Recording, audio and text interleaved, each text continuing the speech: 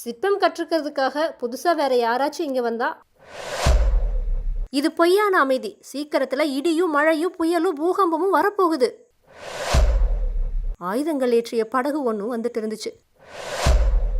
ஒற்றனை வேற எதுக்காக அனுப்புவாங்க?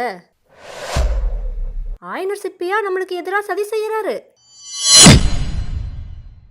ஆயனரோட வீட்டிலிருந்து புறப்பட்ட மகேந்திர பல்லவர் குதிரையை விரைவா செலுத்திட்டு போய் கொஞ்சம் தூரத்துல நின்றுட்டு இருந்த தம்முடைய பரிவாரங்களை அடைஞ்சாரு. அங்க குதிரையை கொஞ்சம் நிறுத்தி கூட்டத்துல ஒருத்த மேல தன்னோட பார்வையை செலுத்தினாரு. அந்த மனுஷன் சக்கரவர்த்தியோட பார்வையில் இருந்த சமிக்ஞையை தெரிஞ்சுக்கிட்டவனா அவரை நெருங்கி வந்து பணிவா நின்னான். சத்ருக்கனா, உனக்கு சிற்பக்கலையில பயிற்சி உண்டா அப்படின்னு சக்கரவர்த்தி கேட்டாரு. சத்ருக்னன் முகத்துல எந்தவித உணர்ச்சியையும் காட்டாம, இல்லை பிரபு அப்படின்னு சொன்னான். இவ்வளவுதானா? சிற்பக்கலையில கொஞ்சமாச்சும் உனக்கு பயிற்சி இருக்கணும். அதுக்கு இந்த இடத்தை காட்டிலும் நல்ல இடம் கிடையாது. ஆயனரோட சீடப்பிள்ளைகள் செய்கிற வேலைகளை கவனிச்சுட்டு இருந்தாலே போதுன்னு சக்கரவர்த்தி சொன்னார். ஆணை பிரபு, இப்பவே தொடங்குறேன்னு சத்ருக்னன் சொன்னான். அப்புறம் சிற்பம் கற்றுக்கிறதுக்காக புதுசாக வேற யாராச்சும் இங்கே வந்தால் அவங்களையும் நீ கவனிச்சுக்கணும். ஆனால் அவங்க ஒன்றும் கவனிக்க வேண்டியதில்லை அப்படின்னு சக்கரவர்த்தி சொன்னார். அப்படியேன்னு சத்ருக்னன் சொன்னப்ப அவனோட புருவங்கள் கொஞ்சம் மேலே போச்சு. நல்லது, சிற்பக்கலையை பற்றி புதுசாக ஏதாச்சும் தெரிஞ்சுக்கிட்டா உடனே வந்து எனக்கு தெரிவிக்கணும். இப்படி சொல்லிட்டு சக்கரவர்த்தி மறுபடியும் குதிரையை வேகமாக விட்டார். அவரை தொடர்ந்து குமார சக்கரவர்த்தியும் குதிரையை வேகமாக செலுத்த மற்ற பரிவாரங்கள் அவங்கள பின்தொடர முடியாமல் பின்தங்கும்படி நேர்ந்துச்சு. சக்கரவர்த்திக்கும் சத்ருக்கனனுக்கும் நடந்த சம்பாஷணை அறகுறையா நரசிம்மரோட காதில் விழுந்துச்சு. அது அவரோட மனசில் பெரிய குழப்பத்தை உண்டாக்குச்சு. சிவகாமி சொன்னபடி ஆயனருடைய வீட்டில் வேறெறிந்த வாலிபனை காணாதது மாமல்லருக்கு ஏற்கனவே வியப்பை உண்டாக்கி இருந்துச்சு. இப்போ என்னன்னா, சக்கரவர்த்தி ஆயனருடைய வீட்டை காவல் புரியும்படி பல்லவ ராஜ்யத்துடைய மகா சாமர்த்தியசாலியான ஒற்றனை ஏவுனது மாமல்லரோட வியப்பை பன்மடங்கு அதிகமாக்கியதோட அவரோட மனசில் என்னவெல்லாமோ சந்தேகங்களை கிளப்புறதுக்கு ஏதுவாக இருந்துச்சு. அதை பற்றி தந்தையை கேட்கணும்னு அவர் நினச்சாரு. ஆனால் மகேந்திரரோ அந்த காட்டு வழியில் குதிரையை பாய்ச்சல்ல விட்டுட்டு போனார். சக்கரவர்த்தி குதிரையை விரைவாக செலுத்தினா அவர் ஏதோ முக்கியமான ஒரு விஷயத்தை பற்றி சிந்தனை செய்கிறாருன்னு அர்த்தம். இது மாமல்லருக்கு தெரியும். அதனால் விஷயத்தை தெரிஞ்சுக்க அவரோட ஆவல் இன்னும் அதிகமாச்சு. அவரோட குதிரையோ 4 கால் பாய்ச்சல்ல போச்சு. காட்டை தாண்டினதோ காஞ்சியிலிருந்து மாமல்லபுரத்துக்கு போகிற ராஜபாட்டை தென்பட்டுச்சு. அந்த சாலை ஓரமாக ஒரு பெரிய கால்வாய் ஓடிச்சு. அந்த கால்வாயில் ஒன்றுக்கு பின் ஒன்றா படகுகள் காஞ்சியை நோக்கி போயிட்டு இருந்துச்சு. படகுகளில் பெரும்பாலும் நெல் மூட்டைகள் ஏற்றப்பட்டிருந்துச்சு. ஒவ்வொரு படகையும் 2 ஆட்கள் தள்ளிட்டு வந்தாங்க. 2 புறத்திலும் மரமடர்ந்த விசாலமான சாலையும் தெளிந்த நீர உடைய கால்வாயும் கால்வாயில் மிதந்து வந்த படகுகளும் கால்வாய்க்கு அப்பால மரங்களின் வழியா வெகு தூரத்துக்கு தெரிந்த பசுமையான சமவெளியும் மனோகரமாக காட்சியளிச்சுது.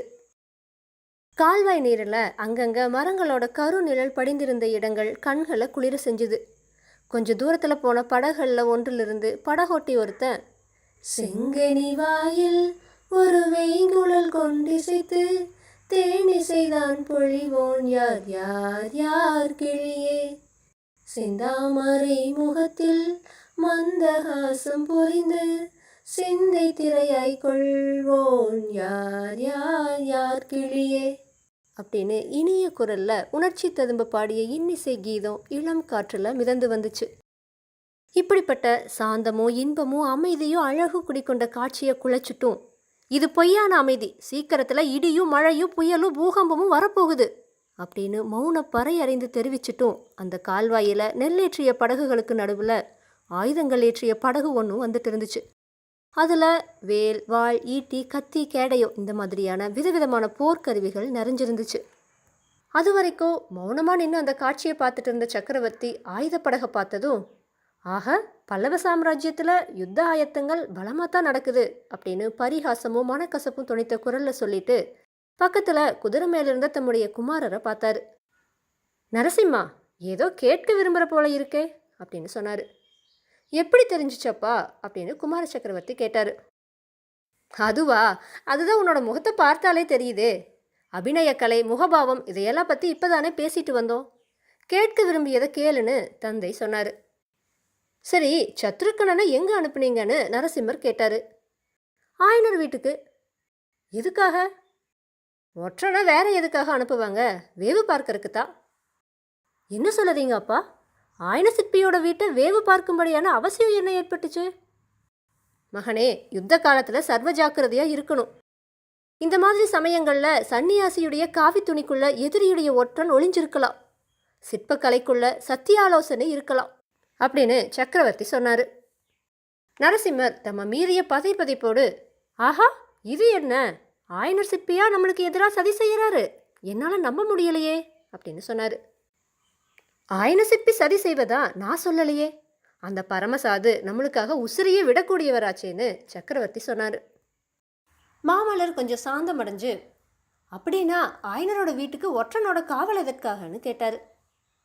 கள்ளங்கபடமற்ற அந்த சாது சிற்பிக்கு தெரியாம அவங்களோட வீட்டில் பகைவர்களுடைய ஒற்றர்கள் இருக்கலாம் இல்லையா அப்படின்னு சக்கரவர்த்தி சொன்னார்.